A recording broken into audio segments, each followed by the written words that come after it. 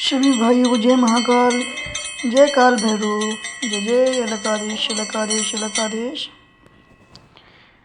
आज सभी भाइयों को जय काल भैरव।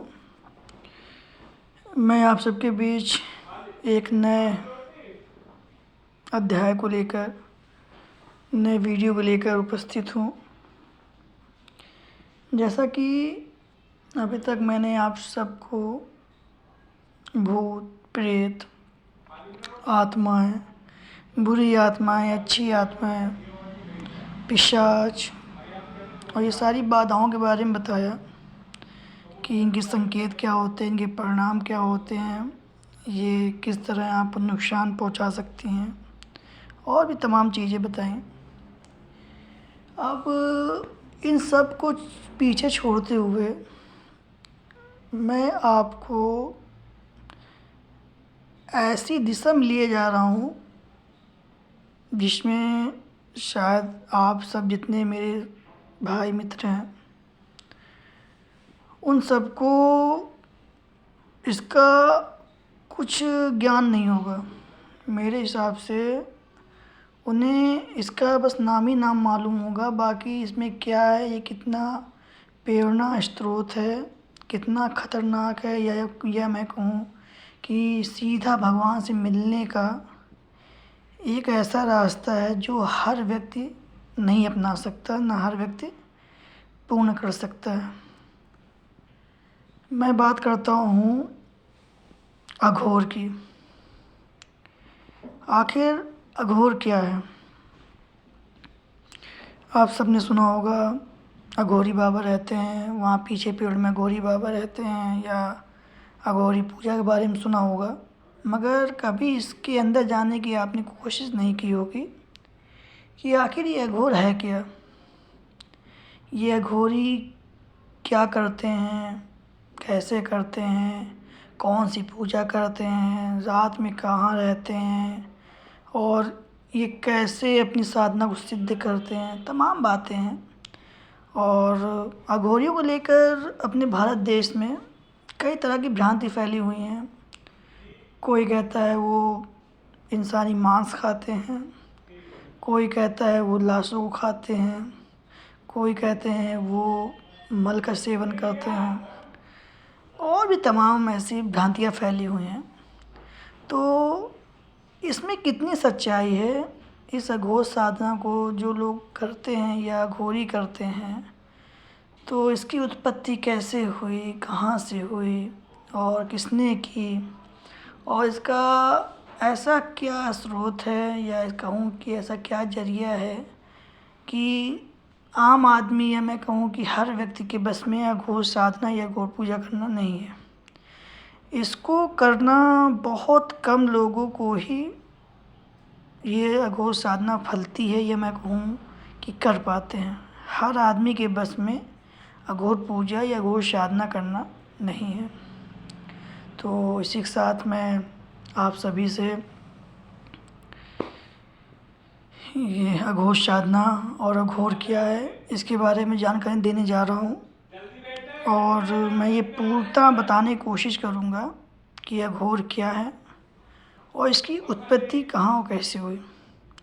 जो भाई बंधु मेरे चैनल में नए हो तो मेरा चैनल अघोर यातना ये आप सबके बीच है, इसे ज़्यादा से ज़्यादा लोग जुड़ें और तमाम इस तरह की दैविक आपदाओं, या मैं ये कहूँ कि हर तरह की बाधाओं से मुक्ति पाने के लिए या उन्हें समझने के लिए मैं आप सबके बीच समय समय पर तमाम वीडियो लाता रहता हूँ।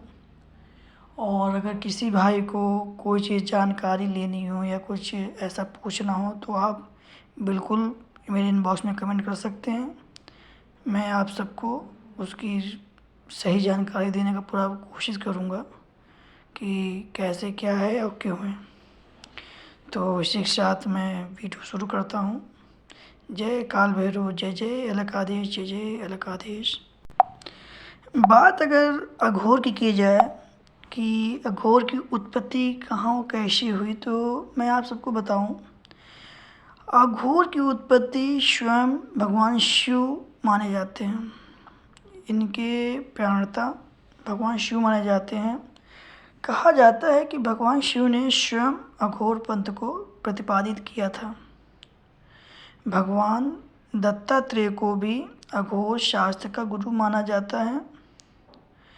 अवधूत दत्तात्रेय को भगवान शिव का अवतार भी माना जाता है कि दत्तात्रेय जो हैं वो भगवान शिव के ही एक अवतार हैं। और अघोर क्या है इसके बारे में आपको बताऊं कि अघोर का अर्थ होता है जो भीषण या भयंकर हो। मैं सीधा कहूँ तो ऐसी साधना या ऐसी पूजा जो आम नहीं होती, जो कि बहुत ज़्यादा कठिनाई से प्राप्त होती है, या मैं कहूँ कि बहुत ज़्यादा दिक्कत देती है, बहुत ज़्यादा आपको तकलीफ़ देती है। हर आदमी इस तरह की पूजा को नहीं कर सकता, इसलिए इसको कुछ चुने हुए ही लोग कर सकते हैं। और अघोर को करते हुए अगर देखा जाए तो इनके आराध्य भगवान शिव और माता काली माना जाता है। ये माता काली और भगवान शिव के भैरव अवतार को अपना गुरु मानते हैं। जिस तरह से भगवान शिव और माता काली अपने शरीर पर मुंडों की माला, आप समझ रहे होंगे मुंडों की माला मतलब कि शीश, मानो शीश की माला को, या मैं कहूँ कपाल धारण करते हैं, उसी तरह से अघोरी भी मुर्दों का कपाल पहनते हैं। माना जाता है कि ये लोग पुनर्जन्म के चक्र से मोक्ष प्राप्त करने के लिए तपस्या में लीन रहते हैं। तो इनका अघोर करने का अगर मैं ये कहा जाए कि इनका मुख्य जो इनका उपदेश है, तो इनका बस यही एक उद्देश्य है कि हमें इस दुनिया के चक्र से मोक्ष मिलना चाहिए। और मोक्ष पाने का ये सबसे अच्छा और आसान, ये मैं कहूँ उनकी निगाह पे, हम लोगों के बस की बात अगर की जाए तो हर साधारण आदमी या हम आप अगर बात करें आपस में, तो ये हर आदमी की बस की बात नहीं है। इसे कुछ चुनिंदा लोग, जिसे मैं कहूँ कि 100 में 2 या 1 मैं कहूँ कि वही लोग कर सकते हैं। अघोर साधना ज़्यादातर शमशान घाट में की जाती है। उनका मानना है कि अंधेरी रात में शमशान में जलती हुई चिताओं और कंकालों के बीच बैठकर साधना करने से शीघ्र ही फल मिलता है। और उनका मानना ये है कि अघोर जितना हो सके उतना एकांत में और शमशान के बीच में रहकर करना चाहिए, क्योंकि एकांत में हवाओं का, या मैं कहूँ कि आत्माओं का निवास ज़्यादा होता है, जिससे कि उनकी जो अगर कहा जाए कि सीधी बातों में कि उनकी बातें जो हैं या उनकी पूजा कोई आम आदमी ना देख सके। आम आदमी को देखना उनके लिए हानिकारक भी साबित हो सकता है। कई ऐसी घटनाएं, कई ऐसे प्रपंच आपने सुने भी होंगे कि ये घोरी ने ये किया, घोरी ने वो किया। तो उनका मानना यही है, तभी उनका जो पूजा पाठ का समय देखा जाए तो रात 12 के 2 के बीच में होता है। अब मैं बताऊं कि अगर अघोर मंत्र क्या है, तो शिव जी के 5 रूपों में से अघोर एक है। अघोरियों के बारे में हमेशा से ही लोगों का एक अलग ही देखा जाए नज़रिया रहा है, या उन्हें जानने समझने की जिज्ञासा बनाई रहती है हर आदमी के मन में। आम इंसानों से दूरी बनाकर रहने वाले ये साधु भांग धतूरे का सेवन करते हैं। और अगर इनके अघोर के मुख्य मंत्र की बात की जाए तो ओम अघोरे भयो नमः, ये इनका मुख्य मंत्र है, जिसका ये दिन में सैकड़ों बार जप करते हैं। और अगर अघोर की अगर और ज़्यादा आपको जानकारी मैं दूं तो ये कहना गलत नहीं होगा कि दुनिया का सबसे बड़ा, अगर ये माना जाए कि कोई पूजा या कोई आराधना या कोई साधना है तो वो अघोर है। अघोर और अघोरी, इनका चोली दामन का साथ है।